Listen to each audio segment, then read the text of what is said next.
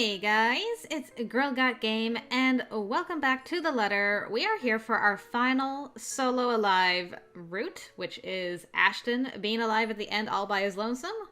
So let's jump into this. Not ominous at all.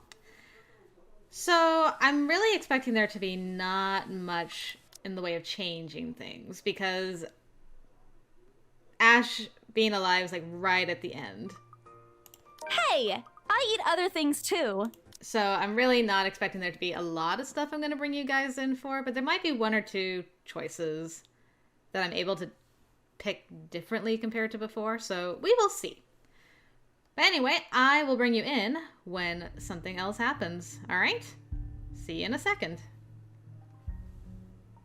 Okay, I do actually have a new choice I'm going to do here. I haven't picked assisting Zach with the cleanup of Isabella's room and then picking the other option. So let's do that real quick.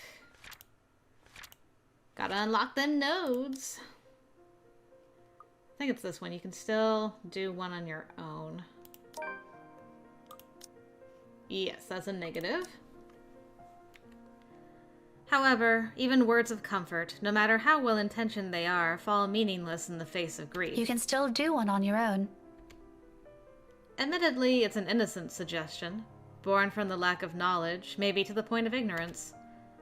And I know I chose the wrong thing to say when Zachary, with all the companionable air he carries, tenses and stills. He folds his hands in his lap. The good humor in him is suddenly gone, while a pensive expression takes over his face. Thanks, Rebecca. In the future, probably, just not right now. Did he go, pfft? Oh, sorry. I wasn't thinking when I said that. It's fine. I understand. We're all going through the same thing. We'll all get used to this later on. He attempts a brave smile, but the slump on his shoulders betrays all of his goodwill. Ultimately, we both settle for another silence, long and almost deafening. Except this time it's filled with every unuttered regrets and mistakes. But if we are to move from this, sometimes those are the very same things we need to face, little by little. You should still do it, though. Eventually. If Isabella was here, that's what she'd like you to do. No further words are exchanged after that. He doesn't respond any more than what he has offered. Neither am I expecting him to, and perhaps it is for the better. Okay, so that's how that went. To cheer him up, Rebecca suggests that he could still do an art exhibit even without Isabella, but the remark just upset Zachary. Poor Z-Man. Alright, well with that, back to Skip Town I go, so I will bring you in a little while, guys. Alright, it's time for the choice, where Ashton will not get impaled for once. Let's beg him to listen, and we'll see what happens from here on out. Oh, it actually changes right from there. Okay. My life's not the only one at risk here, however. We're all unknowing victims to this fucking curse. I'm in no position to pick who to save and who I should simply let die. I suppose my pride can take a few hits, and I can set aside my beef with this asshole. Taking a deep breath, slowly I lower my pistol. Though still on the edge and at ready, in case he does something, I do my best to assume a less aggressive stance. Listen, right. I need you to... You broke into my house, and somehow, you expect me to listen like a good little boy. Are you a bit touched in the head, Feathers? I'm not the one breaking laws here. Look here, fucker. If I wanted you dead, I could have done it so many times already. In fact, I can easily shoot you down right here, right now. And you won't be able to do a damn thing, even with that gun. Suddenly, he laughs. Almost howling, in fact. Like I've just told him the best joke he's heard all his life. The only thing missing is for him to keel over and start rolling around the floor. All while I do my best not to sock him with the sorry end of my pistol. You have guts, little pig. You have guts. Did you hear what you just told me? You've just threatened me inside my own house. My own home. You know what I'm thinking right now? In another lifetime, we would have probably gotten along well. He's right on that, at least. I might have ended up like him if I didn't have Professor Andrew, Rebecca, Zach, and Isabella. One mistake and it would have been too late for me. With his laughter rings all of those possibilities I could have lived, but have never been given the choice. All because I have other people with me. People who care. A sobering realization. But not so much when suddenly his chuckling stops. In 2 heartbeats, he marches towards me, grabs my collar, and aims his gun right at my head. At this distance, a slight flick of that finger on the trigger will be able to do more than kill me. What is it that you people really want with me? This is the 3rd time this week, and I'm really getting weary of this little game. One last time. Are you with the NCA or are you a hitman? Which one is it, little pig? Mind you, my arm's getting tired. Better answer quick if you don't want to meet the business end of this gun. I keep my eyes trained on him, in spite of the huge threat he poses right now. Because if there's anything people like him, like us, prefer, it's honesty.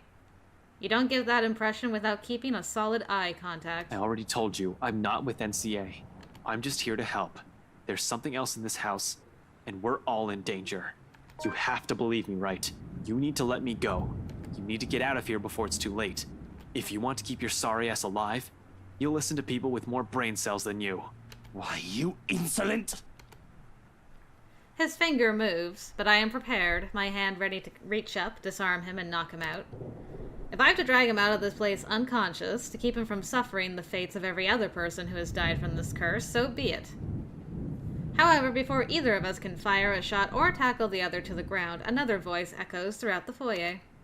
A small little thing compared to the storm raging outside.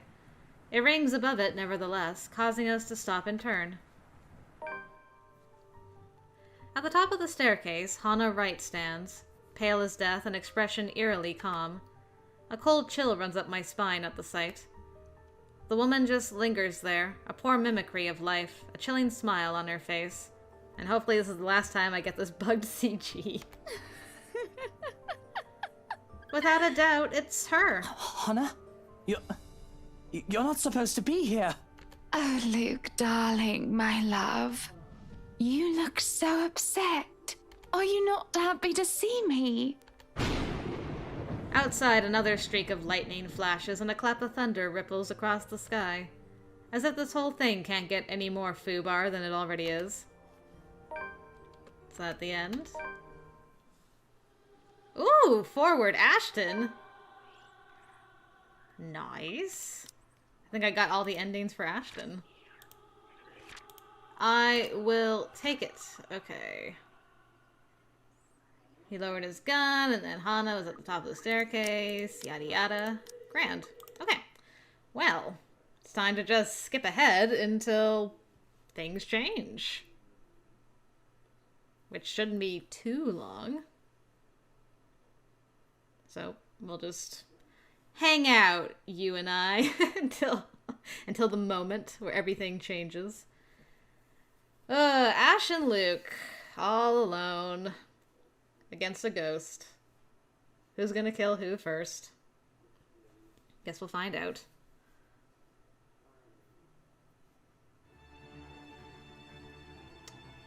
Okay! And once again, different... I don't know what I did.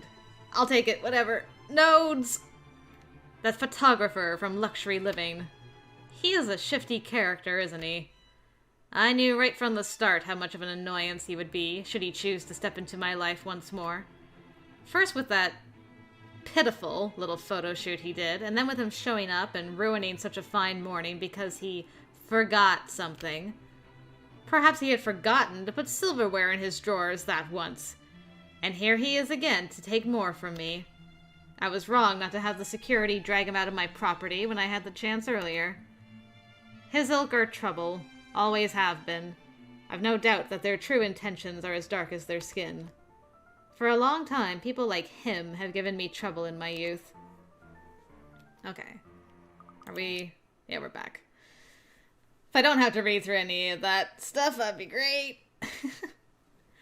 I guess it's because I went to visit Hana as Zach with the photos, and then picked us with Luxury Living.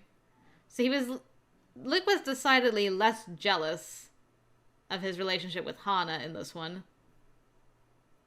Very interesting. Very, very interesting. So, I'll take my nodes. Probably, like, give me 0.2%. Because Luke be stingy, though. Super duper stingy.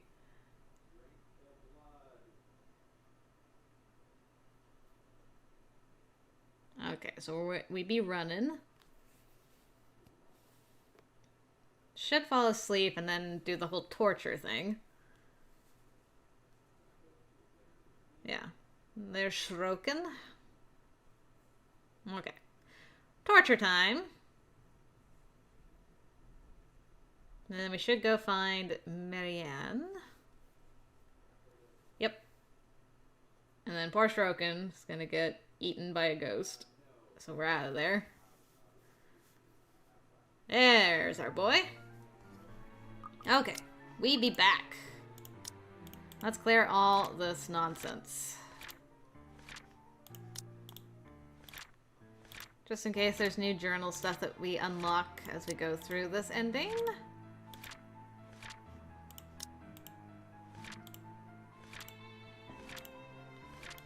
Okay. Take this one, for example. Despite the pride brimming in him, how he matches my glare with one of his own, he simply lowers his pistol after a long second. Not in surrender. The tense set in his shoulders tells me as much, but the closest he can get to lowering his own ego in favor of something I can't quite place. Interesting. Gotta admit, I'm almost disappointed. As you should be, my lord. I've expected him to hold until one of us shoots the other. Can't say it'll be more exciting that way.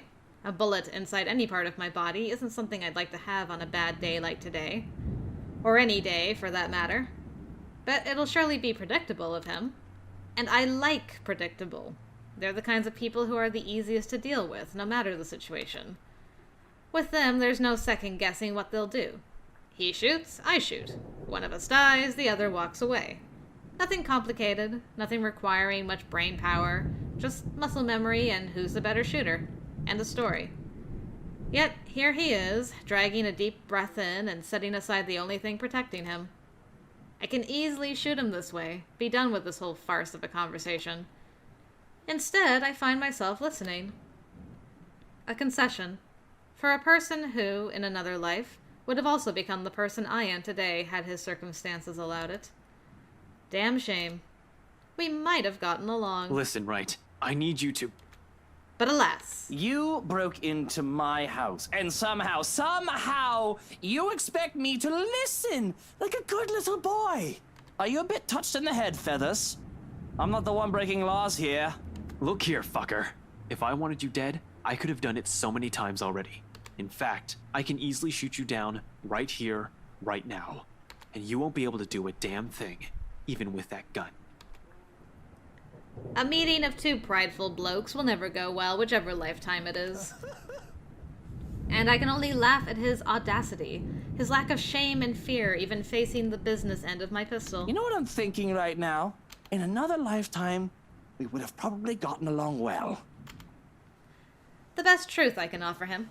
Not many people, those who have slighted me in particular, live this long to see it. And he should be grateful. You're already gracious enough, allowing him to stand in your presence like this. Yes, especially when he has a lot to answer. Preferably right now. Because as generous as I have been so far, my patience has its limits. My amusement can only last for so long. In 2 steps I'm standing in front of him, grabbing him by the collar and resting the cold muzzle of the eagle against his temple. He'll end up a pretty smear on the wall this close. Teach this loud a lesson. What is it that you people really want with me? This is the 3rd time this week, and I'm really getting weary of this little game.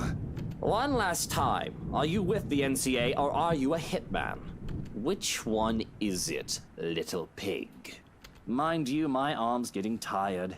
Better answer quick if you don't want to beat the business end of this gun. And he knows it. Of course he does. He's a trained officer, isn't he? but not many bothered to be as cautious as him. One glimpse at my handgun safety earlier is all it took for him to see I mean business.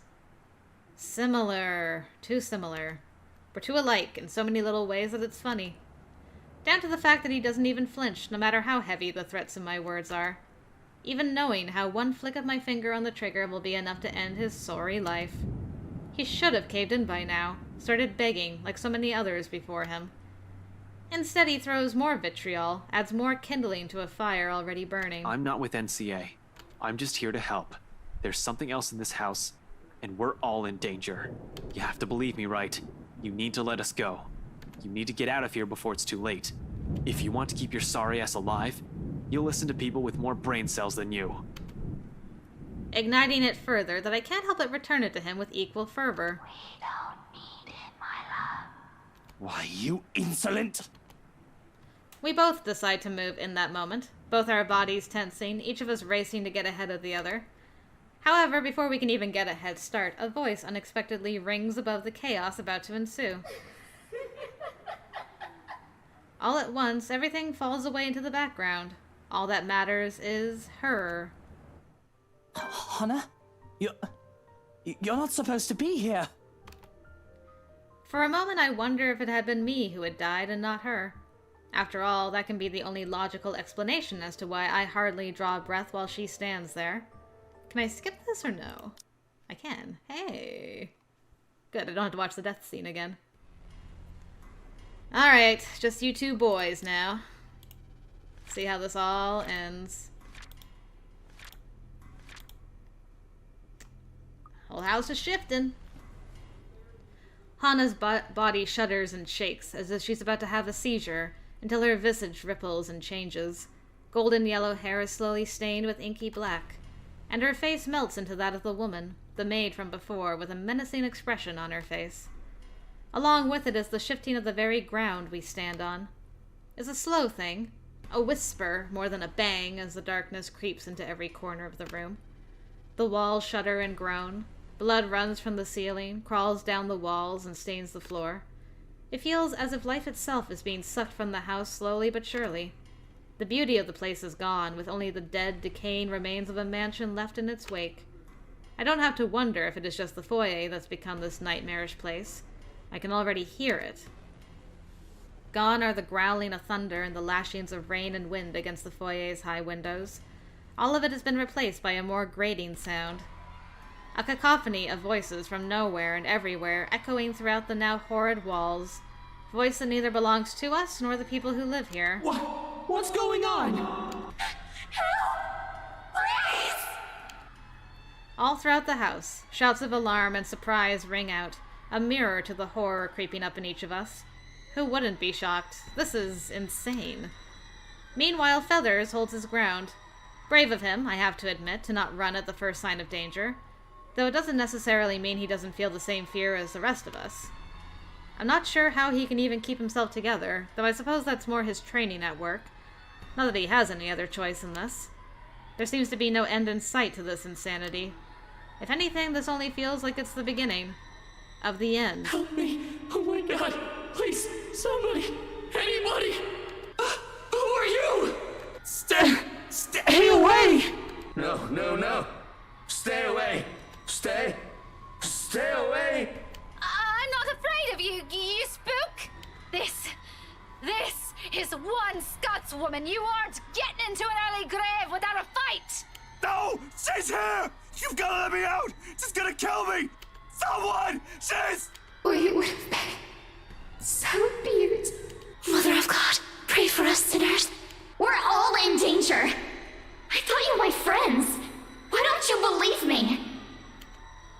Their screams fill the mansion. She laughs all the while, a harsh, agonizing sound that goes on for what feels like forever. Okay, can I... Nope. Until there's nothing but silence, her horrid smile, and pale hands reaching out to me, calling. I should be able to recite this from memory at this point. Beckoning, pleading. I'm terrified. I really am, like I should be, but I have never been one to truly stay afraid. I've long learned that fear will not get me anywhere. Cowering in a corner doesn't keep me safe, and it will not keep me alive. Not like rage does. I've learned to use this burning hate inside of me to survive. There is no difference now. Stay away from me! Why? Why do you wish to leave? This is where you belong, my lord. Remember the blood you shed. The very same one that now taints this house, along with many others. I did not do this, you lie! I did nothing! What of her then? Your wife, your sunshine. Doesn't her blood already stain these halls? Stain your hands? Damn it, right. I knew you were dirty, but Ash is like, ugh! She's lying! The word sounds so familiar. Just a few days ago, I've spouted the same ones at that vile woman who ruined everything. If it weren't for that munter, that harlot. But it's no use. A seed has already been planted in his head. Defending myself, especially against the likes of him, is pointless. Yet I still continue. I'm not even sure why. I can easily dispose of him now that he knows. Somehow, proving this vile creature wrong seems to have heavier weight than the former. I don't know what she's talking about. Now you deny it. Pointing fingers, aren't we? You see, my love. No difference. No difference, you and I. Just like the rest of us. Just like every single soul in this putrid wreck. We've waited for so long. You can hear them, yes? Their pleas, their calls, their invitation. Come, my lord. The house seeks its master. She, the monster, reaches out again, her hands a gory, abhorrent sight, along with that smile spread across her face. My body's already moving on instinct. Stumbling back, one step at a time, in a desperate bid to be away from her. Anything to put distance between me and this vile creature. No matter what she says, I am nothing like her. I need to get out of this house. Out of this country, preferably. There's nothing for me here. Not anymore. Nothing to keep tied to this place.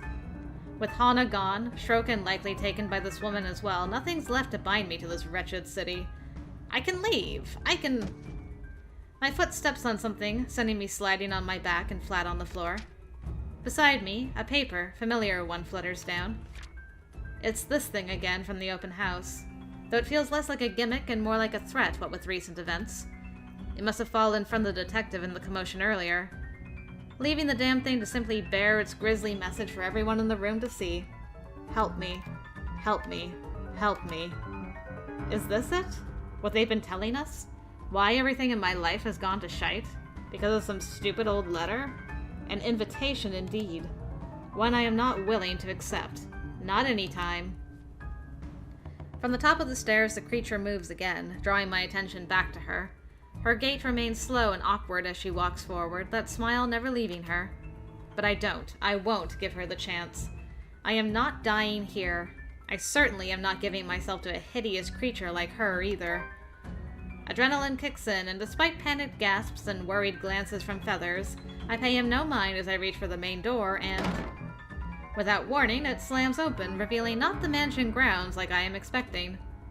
Before my mind can even comprehend what's happening, black tendrils have already coiled tightly around my limbs, dragging every person in the foyer into the room. None of us even get to scream when darkness completely envelops us upon the doors closing. Understand where your place is now, my love. You belong here. Is it so difficult to grasp? We've been waiting. There's a moment of panic when the feeling of the tendrils around my limbs finally dissipates. As soon as my eyes adjust to the darkness of the room and I'm on my feet, I'm reaching for my knife and holding it out, watching, waiting for every movement. Using it as a way to put distance between me and this peasant. Who knows what Feathers can do to me? Now that he knows what I've done. There's only 2 of us in this room. He can easily do anything and the world will not know. Of course I can easily overpower him. Not without some effort, but I can. But what if he's in cahoots with the creature, unlike what he has said? Fuck. I cannot trust him not to turn on me. I cannot trust anyone. Not anymore. Not after this. Everything. Everything that I've built has fallen apart. You! This is all your fault! If I'm dying to this bloody curse, I'm taking you down with me! calm down, right? The situation's already bad. You're just making it worse. You shut your mouth! If it weren't for you, for this letter, none of this would have happened! Hana would still be... Suddenly, Feathers steps up and slaps the knife away from my hand. Playing the blame game isn't going to get us out of here, right? I'll be more than happy to leave you here, if you want to stay. Without batting an eye, glaring at me as if he might just rip my head off in this instant, said knife slides uselessly under the table out of my reach. I should have expected he's not the kind to submit even under threat. This pipsqueak thinks he can intimidate me? Bloody peasant! My head's already aching just listening to this. Does he take me for someone with half a brain? I should have just stabbed him and make a run for it. It doesn't help that with each second we spend talking here, the crazier this whole place gets. Alright. Probably gonna burn the letter, I'd imagine.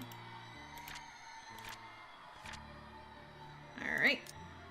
The voices have also become louder and somehow sounding more vicious. If the things in this room start floating, mark my words, I will fucking flip out. And he may not be thinking of it right now, but eventually, he'll turn on me. Such is the nature of humans. I can't let that happen. Fuck, I still have so much to do. Better find a way out of this place as soon as possible if I want to stay alive. And what else is the source of our problem but that sodding letter? Burning this doesn't seem sound, but who knows? We don't understand a shite about this place. Might as well try everything, yeah?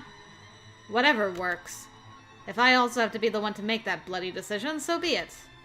And it's an easy decision to make, especially with these cries growing louder. I'm getting tired of it, really. I simply have to act fast, think fast. And what else is the root cause of our problems but that letter?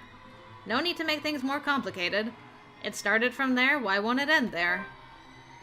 Before the situation can stretch on far too long for my taste, I take out Mum's lighter. The sight of it brings a puzzled expression in his face. But I have no need for his opinion. In the next moment, I'm already setting the letter on fire. And it doesn't take too long for the thing to catch fire. It's old, for heaven's sake. Though I make sure none of the ashes end up on anything flammable. It'll be an inferno inside the study with all the books and documents stored here. Not that a big flame's anything to worry about in this case. In fact, in a matter of minutes, the damn thing has turned to ashes on the floor. With nothing left to burn through, the fire dies, fades into thin air and a whiff of smoke, leaving only the awful scent of burnt paper in the room. But as the last of the paper turns into cinders... A sharp, agonized wail echoes from somewhere in the mansion before quickly dying out, taking with her the horror she has brought upon the mansion.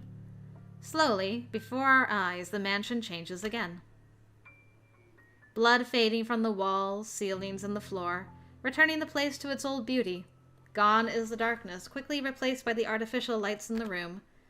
Even the smell of blood and gore has completely disappeared from the room.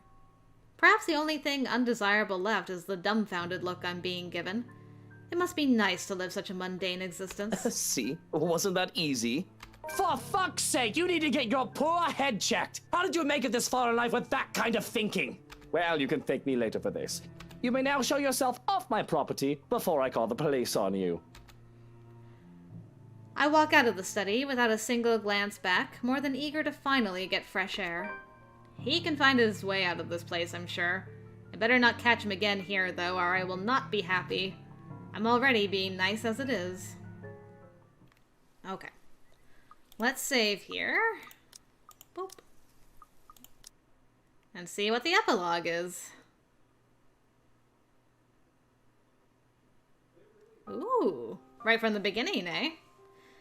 In an investigation headed by LPD's Detective Inspector Ashton Frey, all of Wright Enterprises' illegal business dealings within the past 10 years come to light. Although his involvement with other crimes is still being investigated, Hannah Wright's death in particular, the disclosure has caused a huge outcry, especially from the city's business sector. Sued on multiple grounds, the company is ultimately forced to shut down. Alright. Jaded and shattered. Even with his success in bringing the Luxburn firm case to a close, notably, it is the last one Ashton Frey ever handles. Disillusioned and burdened by the deaths of the people he has failed to save, the detective ultimately gives up his badge and resigns from the police force. That's kinda what I was expecting, to be honest. Although he continues to help former colleagues when requested, he prefers to stay away from the life he once lived, choosing a quiet life away from the rush and excitement he dreamed of as a child. Every now and then, people may spot him at the local pub, sharing a quiet conversation with the resident bartender, a glass of liquor in hand. Oddly, he never drinks from it, merely staring at the amber liquid before leaving the establishment without a word, taking with him the ghosts of a regret he knows he will never be able to make up for. Wow. Poor Ashton. He drinks without drinking. Wow, that was so fast. Okay, let's take a look at what happened with our trees. Did that even move? I don't think that even moved. Maybe like 1%? Okay, this went up a little bit because we unlocked another node with Zachary. Where was that? Was that here? Yes. There's still like 1 locked in there. So that was the only thing that changed in Becca's. And then Ashton, Frey, nothing changed until the end. Wherever that choice is. Somewhere along here. There it is. So we went up instead of down. There's a whole bunch of nodes in there. Still. And then we just kind of boop. Luke Wright. Lucille Mitchell Wright. Stingy boy as always. Honestly. Okay, so. Haha. That's where we went down. And then that was it. And then everything's the same. Ooh. Alright, well, you know what? We got a couple more endings unlocked. Moved Ashton up a fair bit, which is good. And I think we got all of Ashton's endings unlocked too, which is great. So, I'll take that as a win. But that is it for another run of The Letter. I hope you guys enjoyed it. With all the solo alive endings being done now,